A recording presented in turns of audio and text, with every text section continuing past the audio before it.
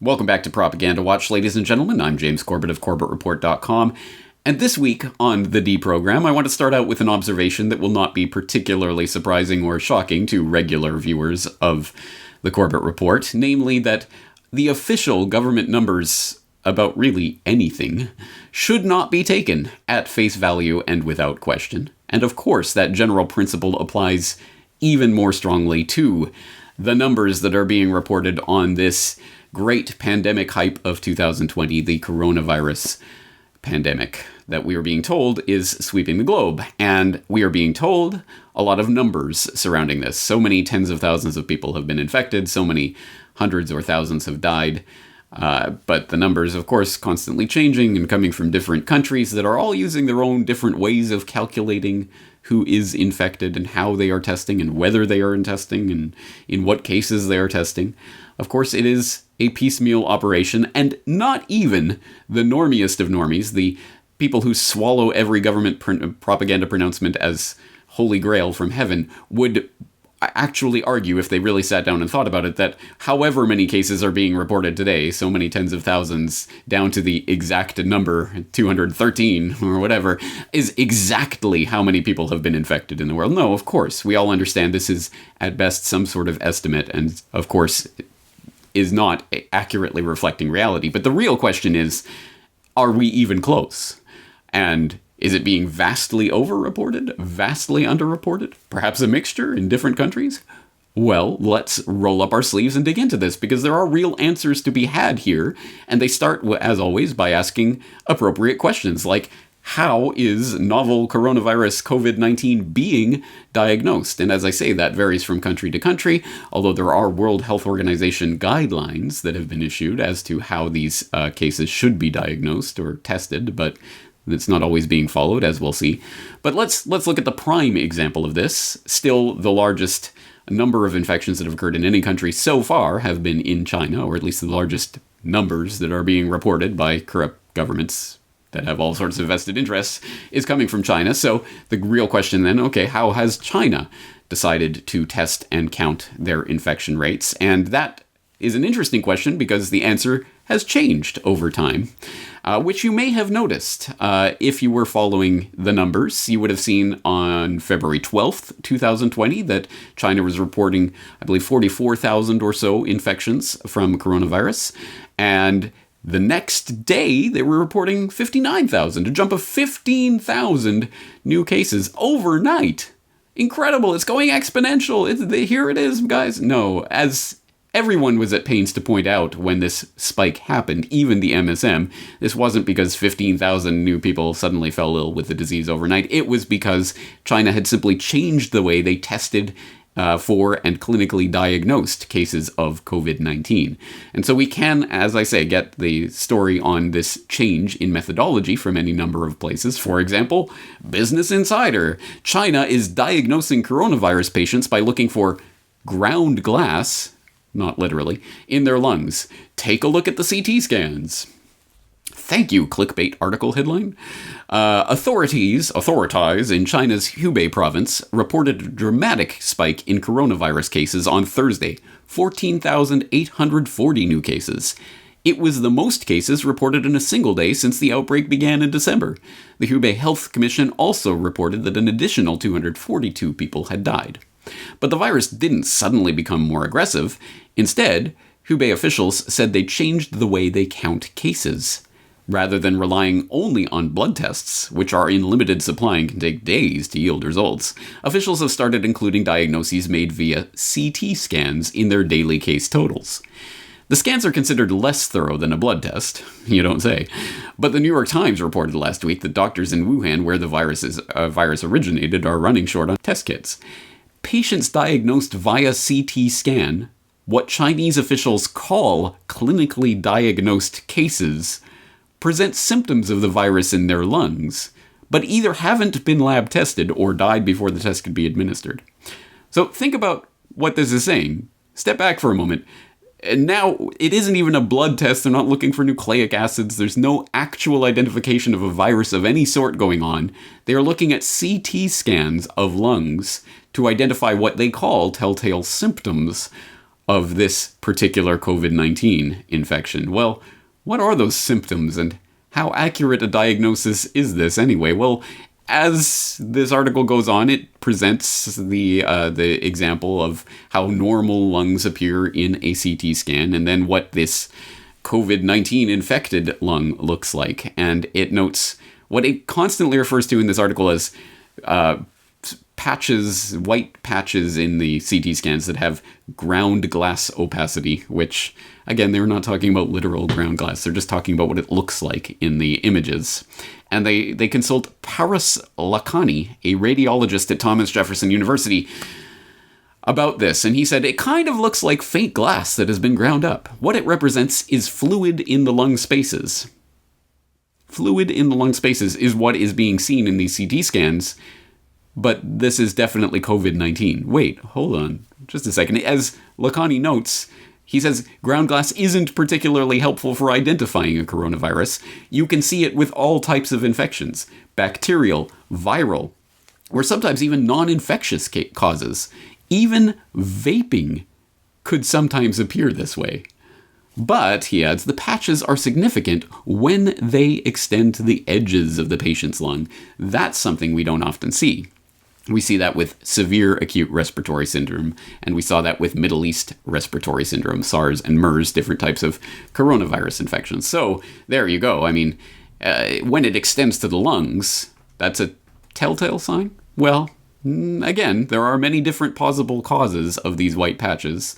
So, I am not a medical diagnostician. I am not qualified to say, but I am a layman with questions about the validity of this form of diagnosis. And as it goes on to note in this article, that they are apparently basing their baseline of what these infected lungs look like in the CT scans on researchers who analyzed scans from patients at the Zhongnan Hospital of Wuhan University, the majority of whom were older men with pre-existing health problems. And it shows images from a 52-year-old patient, a 52-year-old with presumably pre-existing conditions. So, again, is that the baseline of what we should be looking at? This is what coronavirus, this is how we identify it when an older person with pre-existing problems presents with pneumonia and vague flu-like symptoms. Then we take this CT scan, and if we see the white patches, then clinically diagnosed. Again, there's, I think, a lot of room for skepticism about how accurate all of this diagnosis is, especially considering, yes, they are not directly testing at all for the presence of a virus. I mean, that's right in your face there. So, right there, I would say we are justified in being highly quizzical about the numbers that are being reported, even if we could trust that the Chinese government was reporting the numbers accurately anyway that come back from these tests. And obviously there is reason for a lot of skepticism on that point. And of course, again, this is not simply a Chinese phenomenon. As ProPublica has reported in recent days, and ProPublica basically being a little step outside of the mainstream window, but still definitely in the mainstream conversation. They are not conspiracy theorists, so they will never actually delve too deeply into any of these issues, and that's why they have framed their report, for example, in this way. Key missteps at the CDC have set back its ability to detect the potential spread of coronavirus, and they're talking about how the U.S. Centers for Disease Creation and Propaganda lost valuable weeks that could have been used to track its possible spread in the United States because it insisted upon devising its own test. It shunned the World Health Organization test guidelines used by other countries and set out to create a more complicated test of its own that could identify a range of similar viruses. But it notes that the CDC test correctly identified COVID-19, the disease caused by the virus. Don't worry, guys, they totally correctly got that. But in all but a handful of state labs, it falsely flagged the presence of the other viruses in harmless samples. So it does have false positives for other coronaviruses, presumably SARS and MERS and whatever else they include in this test. But don't worry, guys, COVID-19, it 100% gets that. It's totally reliable for that, right? Right? And are they applying this test, and to whom, and under what circumstances? Again, lots of questions are being raised about that point, and the way, for example, that the cruise passengers who had been basically locked in there to infect each other, had been handled by workers when they arrived back in the US. Of course, you've seen all these types of headlines. But again, the general point is, how far can you trust any of these numbers that are being thrown around? And the answer, presumably, is not as far as you can throw them.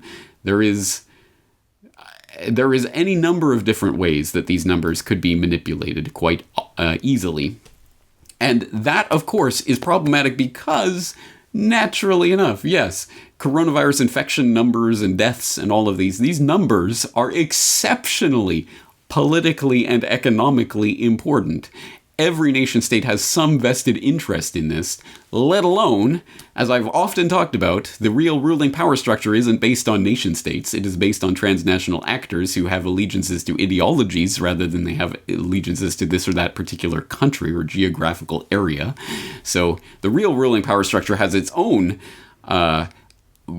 benefits and drawbacks from this type of pandemic hype and pumping this pandemic hype. And I've talked about that quite specifically in my most recent newsletter that I hope you will read, Coronavirus, The Cures Will Be Worse Than the Disease, where I talk about how this type of hype and panic ticks every New World Order agenda wish list item that there is. And I go through that in explicit detail in that editorial. It's an extremely important one. I hope you'll check it out and spread that around.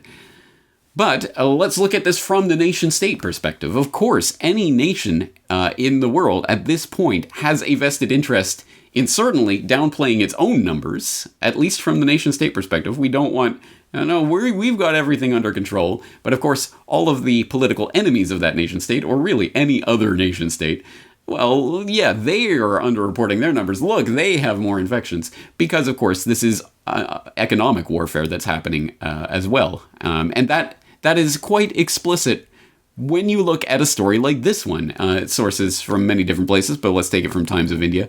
U.S. spy agencies monitor coronavirus spread. Concerns about India.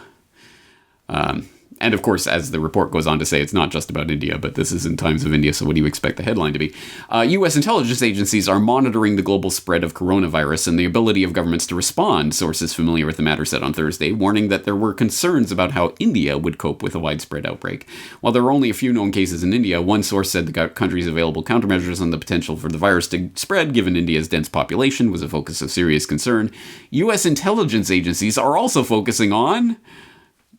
Any guess? Yeah, that's right. Iran, where the country's deputy health minister has fallen ill during a worsening outbreak. U.S. Secretary of State Mike Pompeo, we learned how to lie and steal, or whatever that quote is, said on Tuesday the United States was deeply concerned Tehran may have covered up details about the spread of coronavirus. A U.S. government source said Iran's response was considered ineffective because the government only has minimal capabilities to respond to the outbreak. Another source said U.S. agencies were also concerned about the weak ability of governments in some developing countries to respond to an outbreak. So, essentially, yeah, don't worry, guys. NSA, CIA, FBI, whatever. Intelligence agencies are on the trail, and they're hunting down infections in other countries to show how they are underreporting numbers. Basically, look at what Iran's doing. They're the ones behind this, which will be a precipitating event in some economic collapse that they can then blame on coronavirus. See, it was coronavirus that, the markets were perfectly fine until this hit, guys. And there are any number of different reasons why various national governments, which, as I say, are not the top of the ruling pyramid power structure, but national governments would have for downplaying infection numbers. One example from right here where I'm sitting in Japan. If you haven't seen drastic measures, Japan is taking such drastic measures, shutting down schools for a month. But what is that really accomplishing, and what is it really covering up? A point raised in, amongst other places, the Asia Times that says Abe critics think school closing meant to distract. And it points out that essentially the Nikkan Gendai and other sources here are reporting a cover-up of potentially 5,000 people with coronavirus in Japan, specifically because, of course, Japan is preparing for Tokyo 2020, the Summer Olympics, which the Japanese government has been preparing for years. And I have always said that if and when they are ever forced to report any bad news about Fukushima. Hey guys, actually it's a bit worse than we thought. I've always said guaranteed it will be after the Olympics have come and gone, everyone has packed up and gone home, then they might be forced to admit some, oh, well, actually Fukushima is a bit worse. Because of course, nothing is going to spoil these games. They are preparing for them. Well, what if coronavirus causes the games to be cancelled? It is a possibility, at any rate at this point, and obviously Japan does not want that to happen. Obviously, there is a vested interest in underreporting numbers. But I don't want the message of today simply to be, look guys, they're vastly underreporting the numbers. It's much worse than we thought. Because, as I say, the real ruling power structure, has a lot to gain from the spread of hype and panic around this, and thus for inflating the numbers. But how could the numbers possibly be inflated? Well, we've already seen, for example, anyone with pneumonia and these ground glass patches in their lungs, at least in China, are being clinically diagnosed, quote unquote, as being victims of COVID-19, despite the fact that not a single test has been performed for the presence of the virus in their system. Why is that significant? Precisely because we have precedent for exactly how this type of panic and pandemic panic can spread based on phony reporting of phony numbers without actual tests. And I say that because we have this exact example that came out during the swine flu crisis of 2009. I'm sure you remember that. If not, go back and check the Corbett Report archives for my coverage of it at the time, where I talked about that pandemic non-event and the incredible amount of hype that was generated around it, which helped move the goalpost a little bit further down the football field towards medical martial law and the implementation of the Model State Health Emergency Preparedness Act around the United States, and of course many other countries joining on board, and of course the activation of the public health emergency by the World Health Organization, which, when they flipped that switch, activated billions of dollars in automatic contracts for pharmaceutical companies. And, the board members just happened to be sitting on the board of the WHO that decided it was a pandemic emergency. Funny how that works. But beyond that, this is a detail about the swine flu of 2009 that probably most people didn't even see at the time. But it was reported, and reported in the MSM briefly. Although they did not expand on it, no follow-ups. The reporter was actively contained from reporting any more on this, but it did slip through the gatekeepers for one moment. CBS News back in October of 2009 reported swine flu cases overestimated? ? If you've been diagnosed probable or presumed 2009 H1N1 or swine flu in recent months, you may be surprised to know this. Odds are you didn't have the H1N1 flu. In fact, you probably didn't have flu at all. That's according to state-by-state test results obtained in a 3-month-long CBS News investigation. The ramifications of this finding are important. According to the Center for Disease Creation and Propaganda and Britain's National Health Service, once you have H1N1 flu, you're immune from future outbreaks of the same virus. Those who think they've had H1N1 flu but haven't might mistakenly presume they're immune. As a result, they might skip taking a vaccine that could help them, blah, blah, blah. Of course, they got to throw that stuff in there. But it does go on to say in specific detail, in late July, the CDC abruptly advised states to stop testing for H1N1 flu and stopped counting individual cases. The rationale given for the CDC guidance to forego testing and tracking individual cases was, why waste resources testing for H1N1 flu when the government has already confirmed there's an epidemic? What is circular reasoning 101?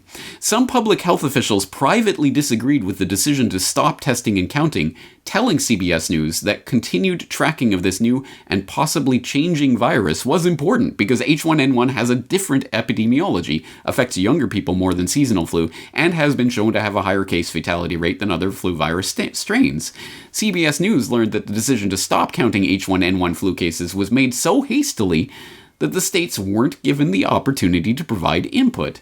And it goes on to talk about this decision, and the ultimate effects of it were essentially that vast numbers, the millions of people that ultimately were said to have been diagnosed or were said to have probably had H1N1, probably didn't. That is the ultimate takeaway from this. And as I say, there's some actual reporting going on here from Cheryl Atkinson, who was reporting this for CBS News at the time. And that name should ring a bell because we have covered her new program that is syndicated but is essentially an online phenomenon at this point on New World Next Week, talking about some interesting vaccination information that was provided by that program. Also, Cheryl Atkinson may be familiar to people who are following the Fast and Furious gun walking scandal under the Obama administration, and specifically DOJ Eric Holder, and her reporting on Benghazi. Again, things that were going against the tide of the mainstream, and lo and behold, you may also remember Cheryl Atkinson because she was the reporter who, at least in court, claimed that her computer was hacked and compromised during her Fast and Furious investigation, and some of her materials started to get mysteriously deleted, etc. So she was messed with and basically forced out of the mainstream respectable news profession. She was the one that was reporting this, and she said, her editor said, this take on the swine flu is the most original reporting we've had on the swine flu. This isn't interesting. But it got quashed ultimately, and they wouldn't follow up with it. They didn't put it on the TV news. It got a little bit of online play and then disappeared into the ether. So you may not know that, yes, the big swine flu hype of 2009, vastly overestimated. Why would they overestimate the number of infections? Oh, precisely to drum up support for an agenda. And again, if you do not know why there would be support for a pandemic agenda at this point, go and read my editorial. I lay it out there. There are many reasons why a pandemic hype will be beneficial to the ruling power structure. Not necessarily any individual given nation state, as if the nation state leaders are the ones pulling the strings. But there are a number of groups, powerful and very well-funded groups, that stand to benefit from the declaration of some sort of brand new pandemic emergency that will require all sorts of brand new measures to crack down on people who would dare escape the government-mandated quarantines, etc. It's about normalization of an entirely new way of life. It's also about the economic effects of this, which, again, we're not even beginning to see the thin edge of the wedge on that front either. So I'm sure this is something that we will be returning to many times in the future. But I wanted to lay this out. I'm not even making any claims today about inflated or underreported or whatever. At least we can all agree that the official numbers of cases that are being reported right now is not the actual number of cases. Whether that actual number is 0, as some people think, or bajillions, as other people think, I'll leave you to decide for yourself. Please go and look at the resources that I'm providing in the show notes for this. Of course, all of the articles that we've looked at will be linked up, and there will be a lot of resources there, especially in my editorial, with dozens and dozens of links to other sources on this phenomenon. So, again, there's a lot more to be said about this, but let's just all agree there are lies, damned lies, and coronavirus infection numbers. That's going to do it for this week. James Corbett, CorbettReport.com.